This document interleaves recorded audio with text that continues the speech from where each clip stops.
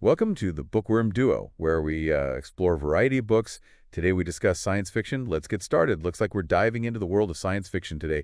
You've given us a fascinating collection of snippets and excerpts. It's not just stories, though. Oh, We have data on reading habits, lists of publishers and books, even a glimpse into the world of science fiction fandom. speaking of glimpses, did you see those bits of dialogue? Sounds like some wild adventures are waiting for us in these books. Definitely. But before we get lost in other worlds, let's start with something closer to home.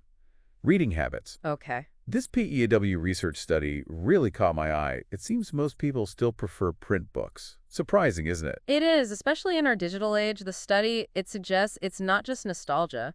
Many find a deeper connection with physical books. Yeah. Maybe it's the focus it demands or that feeling of ownership. I get that. There's something satisfying about turning physical pages, and making a book your own, though I do love the convenience of audiobooks, especially on long drives. What about you? I have to admit I'm drawn to the feel of a book in my hands. But I do find audiobooks have their place. Like you said, long car rides, maybe when you're doing chores around the house. Right. It's fascinating how we adapt our reading habits to different formats and situations. Absolutely. Okay, let's jump into the world of science fiction itself. This material gives us a snapshot of the landscape back in 2013. It seems like a time of transition. Digital publishing on the rise, new voices emerging. Yes, 2013 was a pivotal year. Was it? There were noteworthy anthologies like Reach for Infinity and the year's best science fiction. Publishers like Nightshade Books and Tor were making waves. But there were losses, too. We lost some giants of the genre that year. It's like any creative field, I suppose. There's this constant evolution, new ideas building upon the foundations laid by those who came before. It makes you appreciate the legacy these authors leave behind. Speaking of legacies, let's talk about some of these intriguing story snippets. Okay. That one about Occamween, for example. The idea of books as portals to other worlds is just mind-blowing. It is, isn't it? Occamween's world, where books are literal gateways to other dimensions, blurs the lines between reality and imagination. And he encounters a strigo, a type of vampire, right? That's right. And he faces a difficult ethical dilemma in helping it feed. It makes you wonder, would you be tempted to step into a story if you could? Would you? I don't know. And what consequences might come with that kind of power? Those are fascinating questions. And it's not just Occamween who grapples with such choices. We see similar themes in Ludi's story. Oh yeah, Ludi. She's part of a medical experiment where algae and a light swift are implanted in her skull, giving others control over her brain activity. That's disturbing and intriguing at the same time. It highlights the power dynamics between the researchers and Ludi, a young woman from an impoverished area. She's basically being exploited for scientific advancement.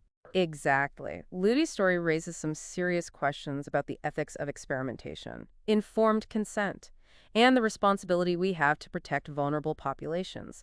But even in that difficult situation, she shows remarkable resilience and eventually takes control of the experiment. That's a powerful message of empowerment. It reminds us that even when faced with overwhelming odds, we can find ways to assert our agency. Okay, ready to venture to another world. This snippet about the Leshuther killings on a distant planet really piqued my curiosity. It's a unique perspective, isn't it? The narrator wasn't even alive when these killings occurred, yet they are tasked with guiding human visitors to a witness. It's as if the weight of history, even on another planet, shapes the present. It makes you think about how the past can resonate through generations, even traumatic events. And speaking of the past influencing the future, that story about Bashar, the long-lived investigator, sounds like a wild ride. It does, doesn't it? He uncovers a conspiracy involving a viral plague and a plan to destroy a city from orbit.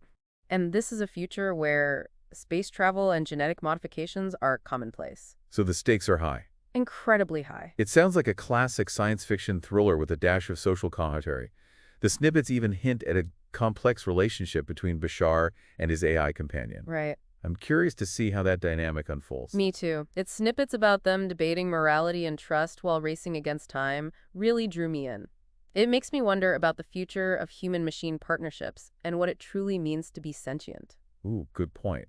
It seems like science fiction often explores those blurred lines between humanity and technology. It does. And speaking of blurred lines, that snippet about Guy and Bessie, where she can see the stars as real objects, is hauntingly beautiful. It is. It makes you think about the limitations of our senses and the different ways we perceive reality. Maybe there's more to the universe than we can currently see or understand. It's a reminder that there's always more to discover, even in the familiar. Okay, before we get too lost in the stars, let's touch on a concept that really caught my attention. Impact nihilism. Ah, yes, a genre that emerged after a catastrophic event. The source material mentions Julian Prince, a prominent writer in this genre who explored themes of helplessness and inevitable death. Quite a heavy topic, Yeah. but it speaks to science fiction's ability to grapple with difficult realities. Exactly. It's not always about escapism. Sometimes it's about confronting the darker aspects of human existence and trying to find meaning amidst chaos. Well said. It seems this collection of snippets offers a diverse range of perspectives and themes. It does. We have stories about scientific advancements, ethical dilemmas, social commentary, and even philosophical explorations. It's like a kaleidoscope of ideas, each reflecting a different facet of the human experience, and we've only just scratched the surface. Indeed. There are still so many more snippets to explore.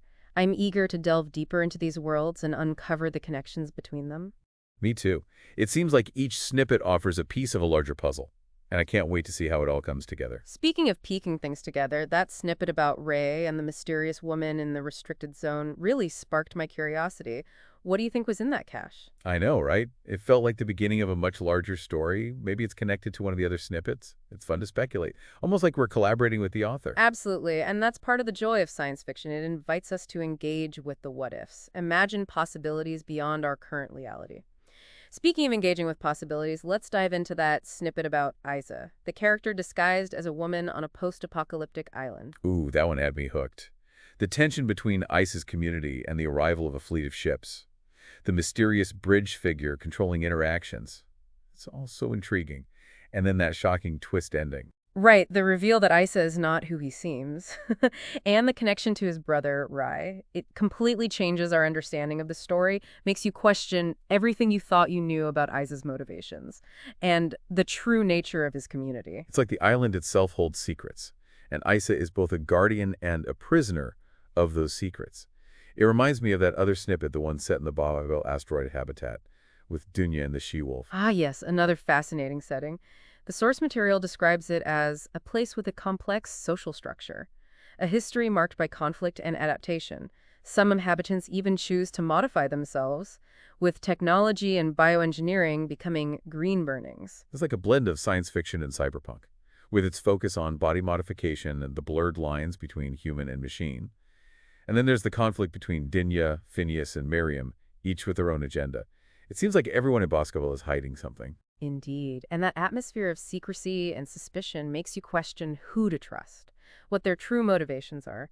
It's a reminder that even in futuristic societies, human nature remains a powerful force. It makes you wonder, are we ever truly in control of our own narratives? Or are we all just players in a larger game, shaped by forces beyond our understanding? That's a profound question, and it seems like many of these science fiction snippets touch on that very theme. The characters are often faced with choices that challenge their beliefs, force them to confront the complexities of their world. Whether it's Akamini stepping into a book, Ludi taking control of an experiment, or Isa navigating a post-apocalyptic society, they are all grappling with the consequences of their actions and the forces that shape their destinies. And that's what makes science fiction so compelling. It's not just about futuristic technology and fantastical worlds. It's about exploring the human condition in all its messy, complicated glory. It's a reminder that even in the face of extraordinary circumstances, it's our choices, our relationships, and our values that truly define us. Exactly. And by exploring these themes through the lens of science fiction, we gain a deeper understanding of ourselves and the world around us. It's like holding up a mirror to humanity, but a mirror that reflects not just what we are, but also what we could become. Well said. It seems like every snippet in this collection offers a glimpse into a different possible future. Some helpful, some cautionary, but all thought-provoking. It's almost as if the author is challenging us to consider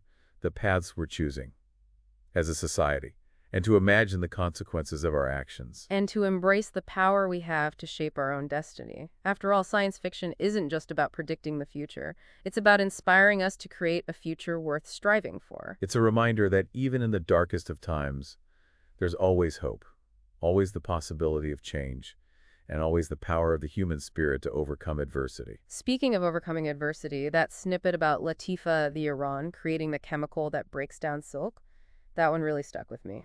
I know. Imagine the chaos if silk suddenly started disintegrating.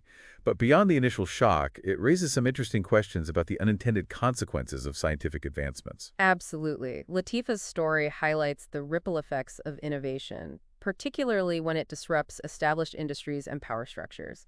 And it also touches on themes of family loyalty and tradition, as Latifah's discovery could potentially jeopardize her family's business. It's a reminder that progress isn't always linear, and that even well-intentioned advancements can have unforeseen consequences.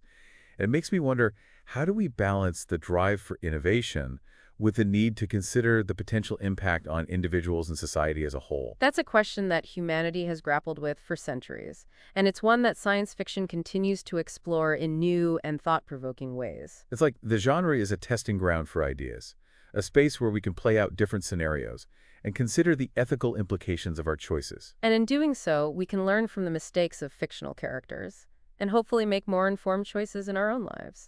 It's a reminder that even though these stories are set in the future, they have a lot to say about the present. Indeed.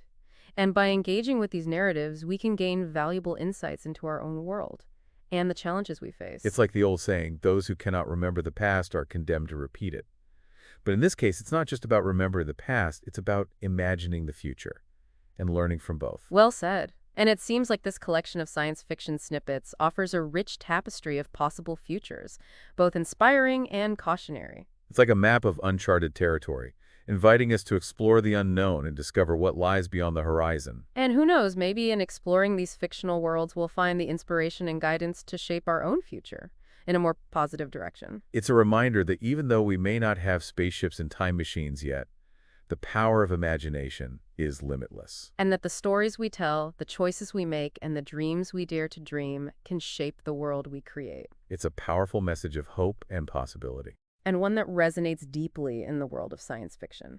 Speaking of resonance, that snippet about the great ship and the drive mechanic named John really captured my imagination. It felt like a fragment of a much larger epic, full of adventure and mystery. I agree. The snippets about the ship's vastness, the intricate workings of its drive, and John's struggles to repair it, it left me wanting to know more about this world and the secrets it holds. It's like we've been given a glimpse into a universe of possibilities. I can't wait to see where this journey takes us. It's like the author has scattered these breadcrumbs of stories, and it's up to us to follow the trail and see where it leads.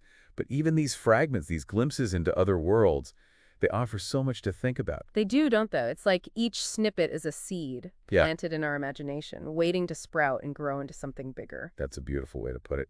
And speaking of seeds of imagination, that snippet about the man seeking Martian blood, it left me with so many questions. What was he hoping to achieve? Was it for healing? For power? Or something else entirely? It's intriguing, isn't it? The snippets are vague about his motives, but that ambiguity only adds to the mystery. Right. Makes you wonder about the lengths people will go to in pursuit of their goals, especially when those goals involve the unknown. It's a reminder that even in futuristic settings, the human heart remains a complex and often unpredictable force. Okay, we've covered a lot of ground in this deep dive. From reading habits to the state of science fiction in 2013 and all those captivating story snippets in between, it's been quite a journey. It has, hasn't it? We've encountered so many fascinating characters, thought-provoking concepts, and glimpses into worlds both familiar and strange. It's a testament to the power of science fiction to spark our curiosity and challenge our perceptions. So as we wrap up this deep dive, what stands out to you as the most significant takeaway? What struck me most was this recurring theme of humanity, grappling with the consequences of its own advancements. Whether it's technology, genetic manipulation, or even the power of stories themselves, these snippets remind us that progress isn't always a straight line, and that our choices have ripple effects. It's like a cautionary tale, woven into a tapestry of wonder and imagination. It makes you think about the responsibility we have to wield our knowledge and power wisely. Exactly. Science fiction isn't just about escapism. No. It's about engagement. It's about using these stories as a springboard for critical thinking, ethical reflection, and meaningful conversations about the world we're creating. It's a reminder that the future isn't something that just happens to us. It's something we actively shape through our choices and actions. And that even in the face of uncertainty and challenge, there's always room for hope, ingenuity, and the human spirit's indomitable will to thrive. Well said. This has been a truly enlightening deep dive. So many ideas to ponder, so many worlds to explore further. It's been a pleasure sharing this journey with you. Likewise. And I hope your listeners have enjoyed it as well. Perhaps they'll even be inspired to seek out some of the stories we've discussed and dive into those worlds themselves. Thanks for joining us. Subscribe for more bookish adventures and hit that like button if you enjoyed the ride. Don't forget to share the knowledge, spread the word. CREI.